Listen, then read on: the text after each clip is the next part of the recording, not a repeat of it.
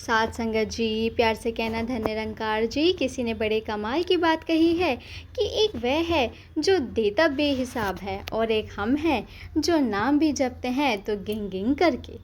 साथ संगत जी, शुरू करते हैं आज की कहानी, जो कि एक बहुत ही आलसी लड़का था। कोई काम नहीं करना चाहता था। उसे किसी ने बताया कि एक आश्रम है, वहाँ पर जाओ, आराम से रहो, 2 समय का भोजन मिल जाता है, बीच में नाश्ता भी मिल जाता है। उसने कहा बढ़िया। सारे काम छोड़ करके, सांसारिक जीवन छोड़ करके उसने कहा मैं बाबा बनूंगा और चल दिया। भोला भाला था, आलसी था, वहाँ रहने लगा। जो आश्रम में गुरुजी थे उस समय पर प्रवचन देते थे, बाकी समय आराम करता था, भोजन कर लेता था, सो जाता था, भरपेट मिलता था खाना उसको। अब महीना ख़त्म होने को आया था और एक दिन आश्रम में सुबह कुछ भी नहीं बना था। उसे लगा शायद आज नाश्ता नहीं मिलेगा, भोजन तो मिलेगा ही। भोजन का समय था, अब भोजन भी नहीं मिला। वो दौड़ करके गुरुजी के पास गया और कहने लगा आज भोजन क्यों नहीं बना गुरुजी? उन्होंने कहा बेटा आज एकादशी है, जितने आश्रम में सदस्य हैं आज सबका उपवास है और तुम्हारा भी उपवास है, आज भोजन नहीं बनेगा।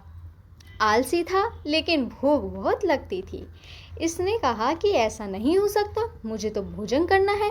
गुरुजी ने कहा ठीक है, जाओ भंडारे में से सामान ले जाओ और बाहर ले जा करके आश्रम बना लो, आश्रम में आज खाना नहीं बनेगा।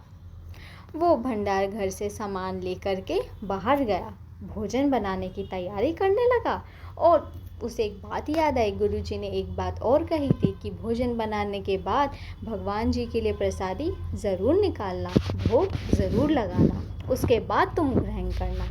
उसने ठीक ऐसा ही किया, भोजन तैयार किया और उसके बाद में कहने लगा प्रभु श्री राम आइए, पधारिए, भोग लगाइए। और उसे जब लगा कि भगवान तो आ ही नहीं रहे हैं भोग लगाने के लिए, तो कहने लगा कि मुझे मालूम है आपको तो अच्छा खाना खाने की आदत होगी, मैं बना नहीं पाया, मुझसे नहीं बनाना आता। रूखा सूखा जो बना, भगवान श्री राम आए और उसकी सरलता पर प्रसन्न हो गए और उसे दर्शन दे दिए। उन्होंने कहा कि भगवान श्री राम आए हैं और साथ में माँ सीता भी आई हैं। उसने 2 लोगों का भोजन बनाया था, एक अपना और एक भगवान का। अब क्योंकि माँ सीता भी आई थी, भगवान भी आए थे, तो उसने वह प्रसादी भोजन भगवान को अर्पण कर दिया, ग्रहण लगाने के लिए दे दिया और उनके सामने रख दिया। भगवान श्री राम ने, माँ सीता ने भोजन किया और उसके बाद वह जाने लगे।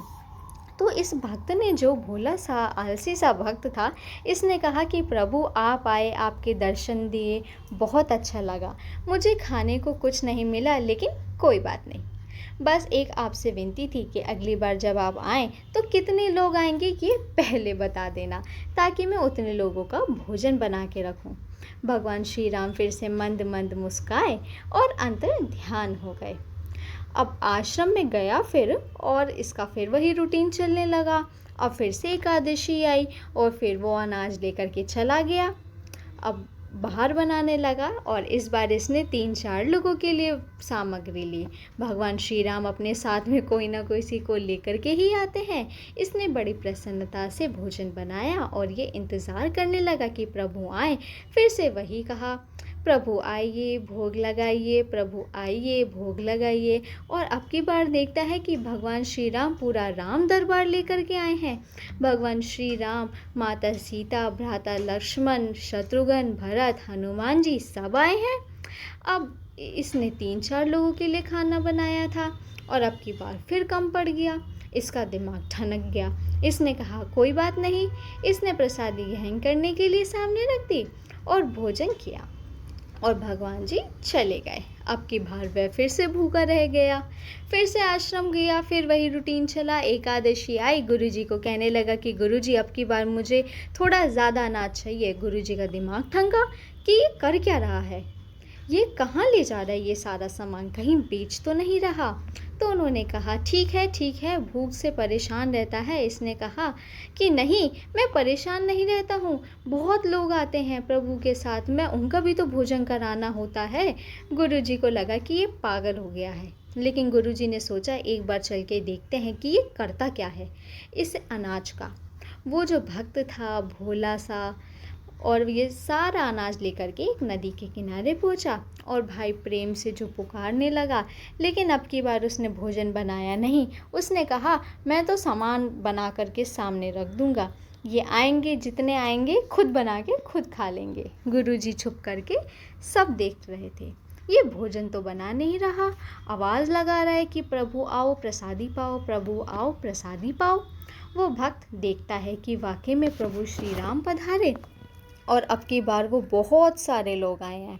उसने हाथ जोड़ करके कहा प्रभु माफ़ करना, आप बहुत सारे आते हो, मुझे संख्या पता नहीं होती, मेरी हिम्मत नहीं कि मैं इतने लोगों का भोजन बनाऊं। आप स्वयं आइए, बनाइए, खाइए और प्रसादी पाइए।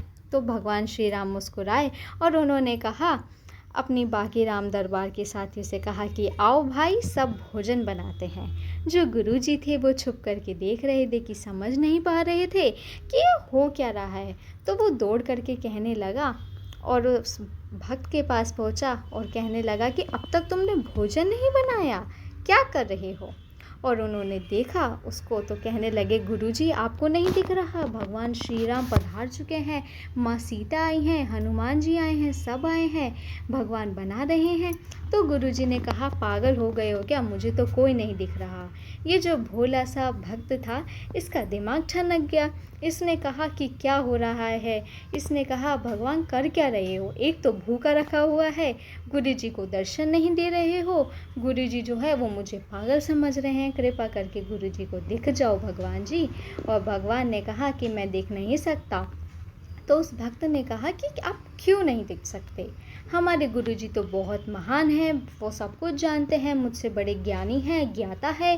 भगवान ने कहा हाँ ज्ञाता होंगे लेकिन तुम्हारी तरह सरल नहीं है, जो सरलता तुम में है वो गुरुजी में नहीं है। ये बात भक्त ने अपने गुरुजी से कही कि भगवान श्री राम कह रहे हैं कि आप में सरलता नहीं है, आप मेरी तरह सरल नहीं हो, इसलिए आपको नहीं दिख रहा हूँ।